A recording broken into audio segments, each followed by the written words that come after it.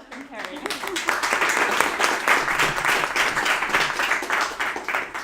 Hi, everyone. Hi. Thank you for coming. Just quick show of hands. Who already works for the city?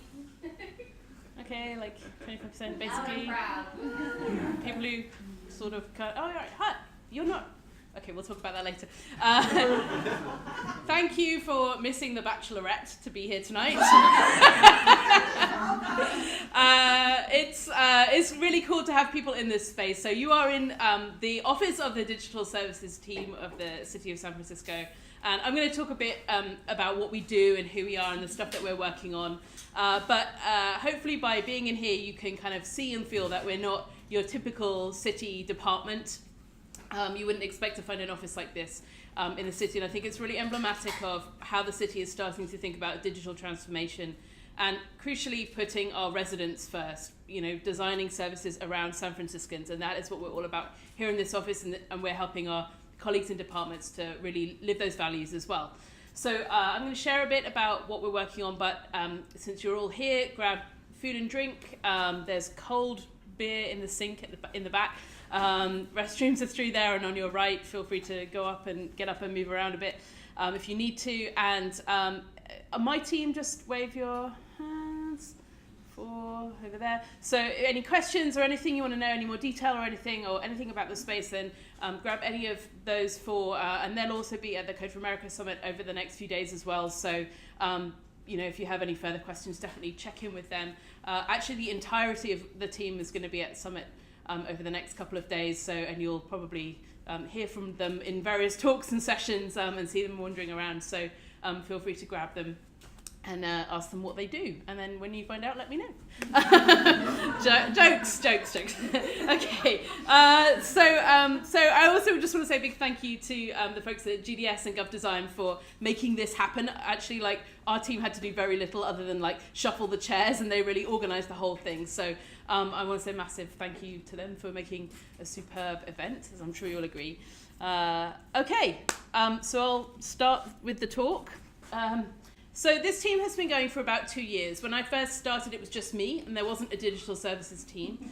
And over time, we've built this team up to be 25 people, which for a city department is actually that's a pretty good number. It's not a bad size for a team in the city, but relative to the size of the challenge, it's pretty small actually. And when you kind of think about the work that we have to do over the coming years, it's actually pretty tiny. So.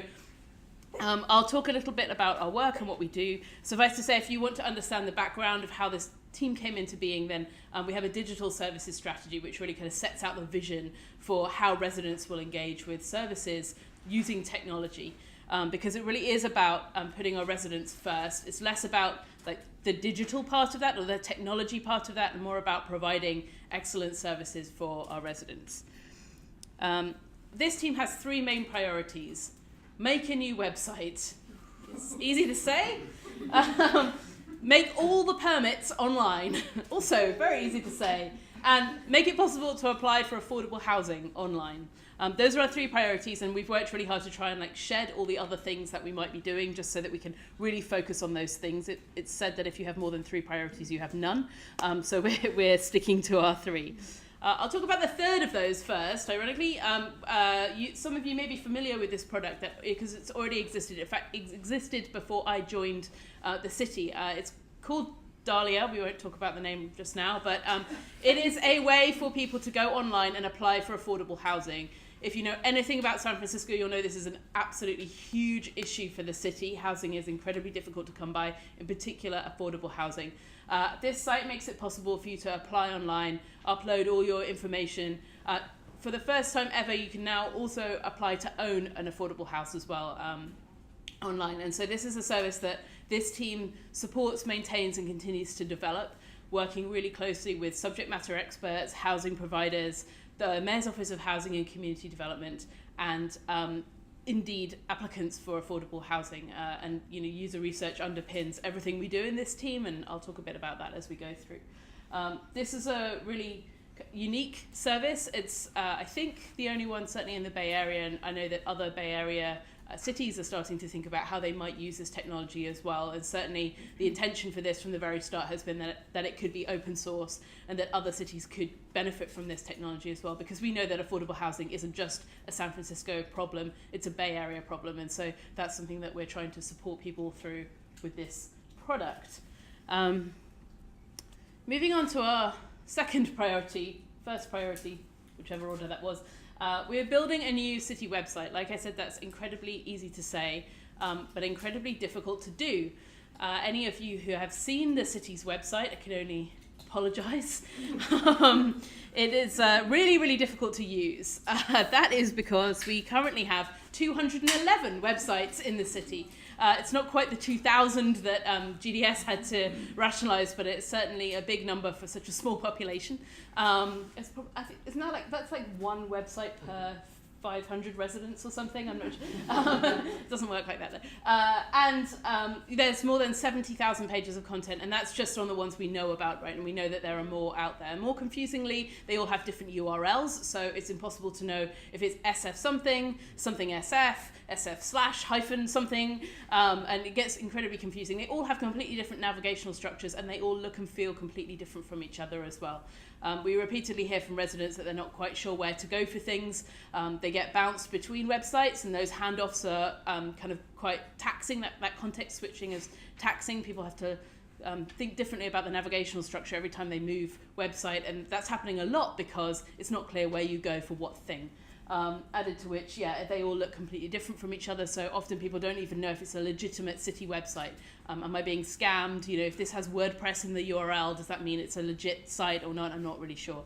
So all of these things are problems that we're trying to solve. I'm really proud to say that last week we released the most recent version of a new city website. It's a major accomplishment for the team. It's a big milestone. Thank you. It's been really challenging to get this done, and it's only the beginning. You know, we know that 211 websites are out there.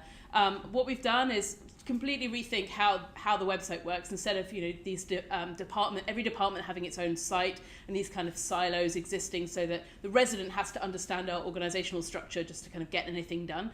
Instead, we're thinking about services first and how residents might access that, making it easy to use, prioritizing 5th grade English as a content standard. Persis and others have written a content guide for people, so when they're writing content for the web, they can do that better. And of course, we know we're standing on the shoulders of giants and all the people who've come before us who've done these projects, and so that's been incredibly helpful as well. But one of the things I love about local government, and why I think I might be local government through and through, is because this is about a place as much as it is about services. So this is about the heart and soul of San Francisco, and what does it feel like to be on a San Francisco website.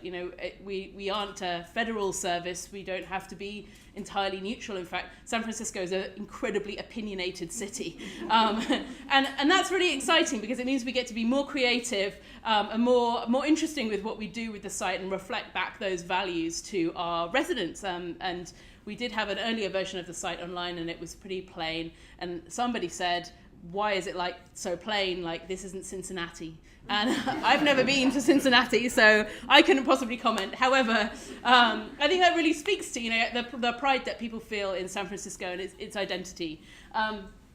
We spoke to actually more than 300 residents as we were going through our research phase in this project to understand what would it mean to have a website that reflected San Francisco. And these are our design principles. So represent the city's diversity. Diversity is incredibly important to San Franciscans, and that's something that we in this team really support.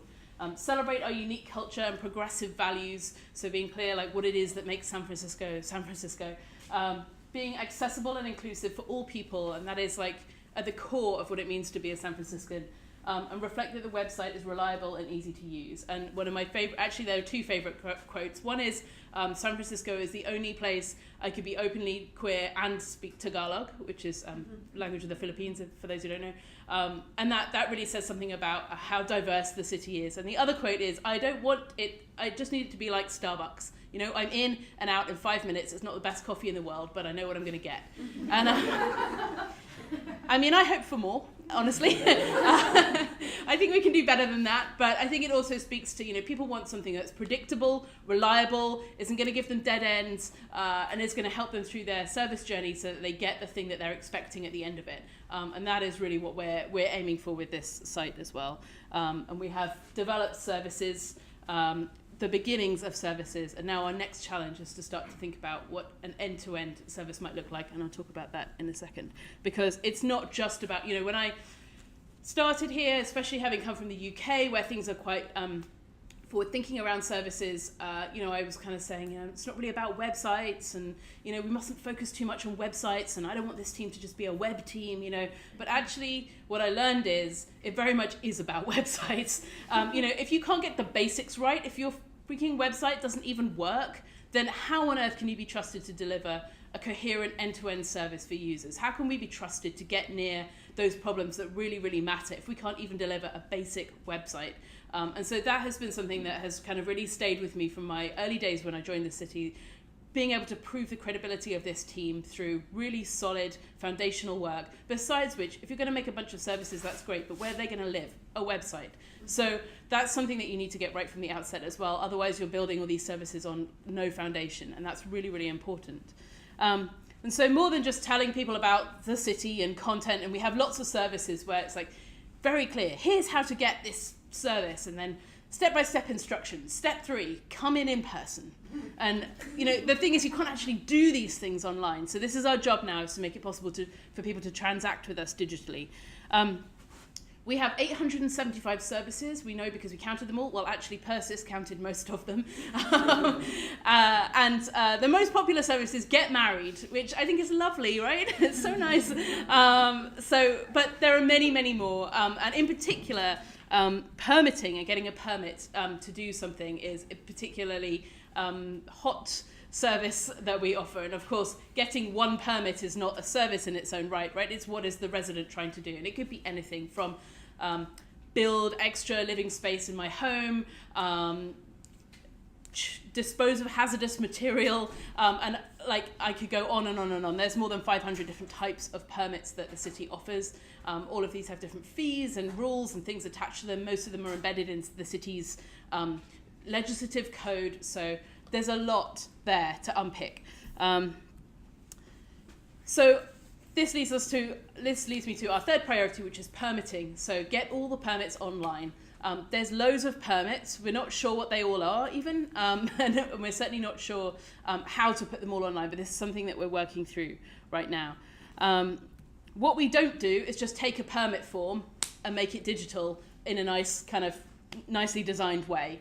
We're not about that at all. What we are about is those end-to-end services, understanding what it is that the user is trying to do, and then making that service from start to finish.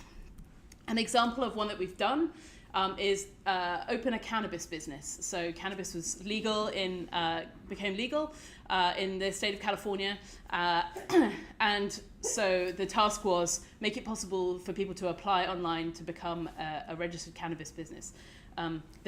There are many things. That's a whole separate talk, and in fact, I believe some of our team members are actually going to be talking about that at the summit this week. So if you are remotely interested in that journey, and it is quite a journey, we were basically building the service as the rules were being written. So it was very much a kind of while the plane is flying kind of a situation for us. But it was a great learning experience, and there's lots of stories to tell. So suffice to say, we managed to do that for cannabis, and that really has been like the proving ground where we can point to and say, this is what it is like to get a permit from end to end to do something that a user is trying to do. And that's kind of one of our biggest case studies. And the next thing that we're working on is the ADU permit process, because who doesn't love an acronym? It stands for Accessory Dwelling Unit, not where your coats and bags live, but in fact an addition to your house, an extra, some more living space in your house. And many people want to do this in the city. And as we said, affordable housing is a great challenge.